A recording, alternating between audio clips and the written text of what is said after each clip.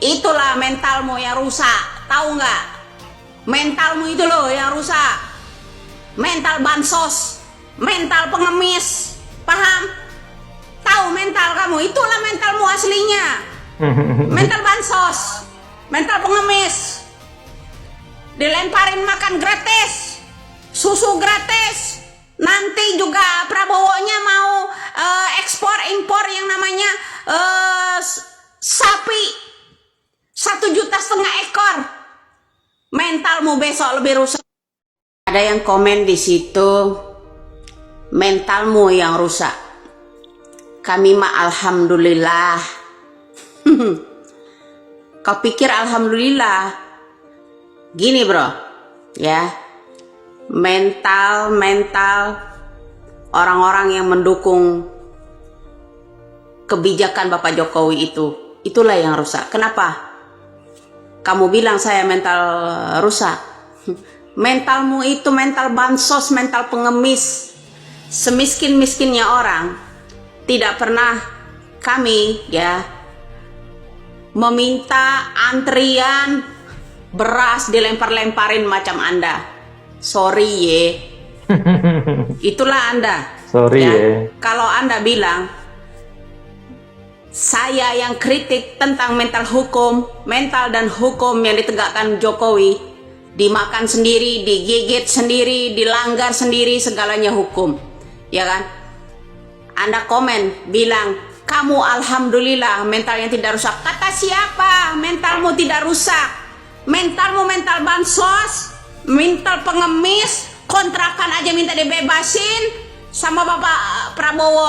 Kalau pilih Prabowo, coba buktikan sampai berapa bulan Anda itu hanya 5 tahun sekali. Mentalmu itu loh mental pengemis, ya kan? Mental bansos, paham? Itu yang lebih buruk lagi. Saya mah alhamdulillah lah, iyalah. Ya kata Anda, alhamdulillah dari mana ya? Sadar enggak lo mental bansos, mental pengemis?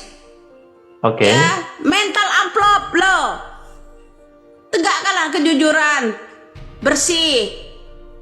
5 tahun sekali lo hanya dibayar dengan mentalmu hanya dibayar dengan 2 liter gambar yang nama capres dan cawapres. Beras 5 kilo.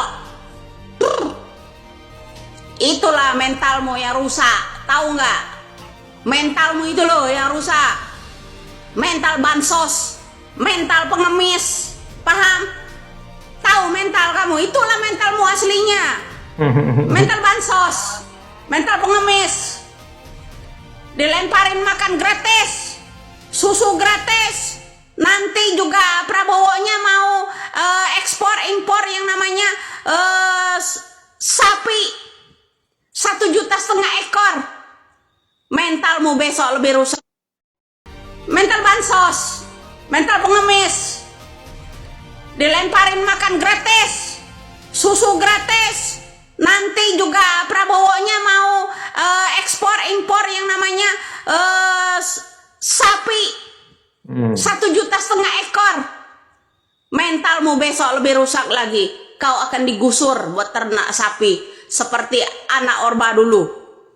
Orang-orang Jawa, saudara-saudara di Jawa transmigrasi jauh-jauh, ya, disuruh transmigrasi demi menguntungkan anak sulungnya Soeharto, ya.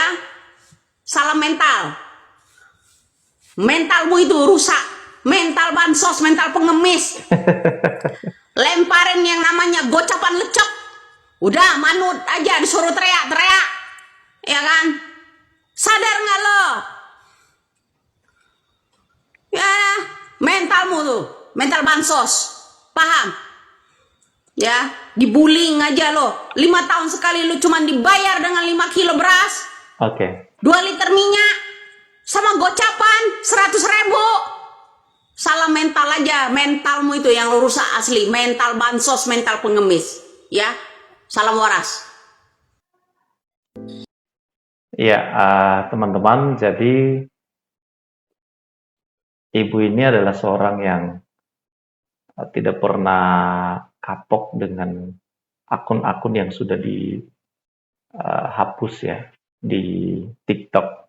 Dan sekarang ibu ini bikin akun baru. Ini dia, namanya Widya Dagelan Politik. Ya, orang-orang seperti beliau ini adalah orang-orang yang layak untuk diacungkan jempol ya, karena berani berkata uh, keras, menyampaikan kritikan keras kepada pemerintah ya, supaya bisa seimbang. Dan itulah negara kita, negara demokrasi. Negara demokrasi, negara yang dimana kita bisa menyampaikan pendapat, ya, mengekspresikan pendapat kita di hadapan umum. Dan media sosial yang paling efektif itu adalah TikTok ya. TikTok ini digunakan oleh Ibu Widya Dagelan Politik, dan beberapa kali setahu saya TikToknya itu dihapus gitu loh. Ya, di session video ini dia mengatakan bahwa itu ada campur tangan dari Menteri Komunikasi dan Informatika Keminfo ya. Kita nggak tahu apakah sejauh itukah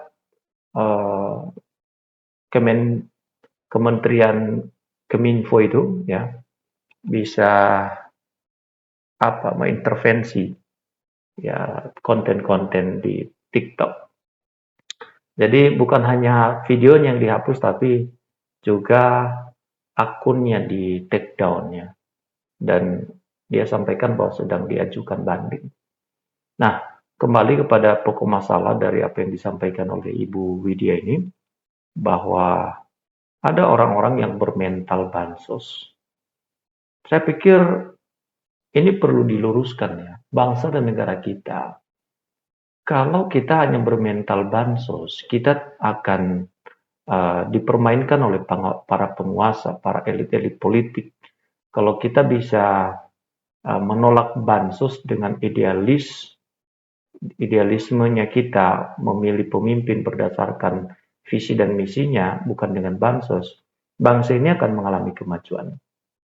Tapi kalau kita masih terbuai dengan bansos, bantuan sosial, atau berupa pemberian lain, bahkan ada yang disebut dengan serangan fajar, nah kita akan menghasilkan pemimpin bukan berdasarkan visi dan misinya, tetapi kita akan menghasilkan pemimpin berdasarkan kemampuannya untuk memberikan kita bantuan sosial dan memberikan kita uang. Dan tentu ini menjadi persoalan besar ketika dia sudah menghabiskan uang banyak untuk memberikan bantuan ya, dalam mengarahkan dukungan kepada caleg atau calon presiden atau nanti di pilkada, ya dia akan berpikir bagaimana caranya untuk mengembalikan uang yang sudah dikeluarkan pada saat kampanye. Ada bantuan yang sudah digelontorkan, ada uang yang sudah dihabiskan di sana. Kalau dia duduk di kursi pemerintah atau seorang pejabat, dia menang, tapi dia sudah menghabiskan uangnya triliunan rupiah. Emang berapa sih gaji dari pejabat kita? Jadi kalau dipikir-pikir, buat apa mereka menghabiskan uang sebanyak-banyaknya hanya untuk memperoleh gaji yang tidak begitu signifikan digaji oleh pemerintah. Nah, gimana cara mengembalikan itu? Ya, makanya ada korupsi, adanya gratifikasi, adanya penyelewengan uang negara. Jadi apa yang dikatakan oleh ibu ini benar, saya setuju bahwa kita tidak boleh menjadi terbuai dengan bantuan sosial. Mental bansos itu kita perlu buang jauh-jauh ya.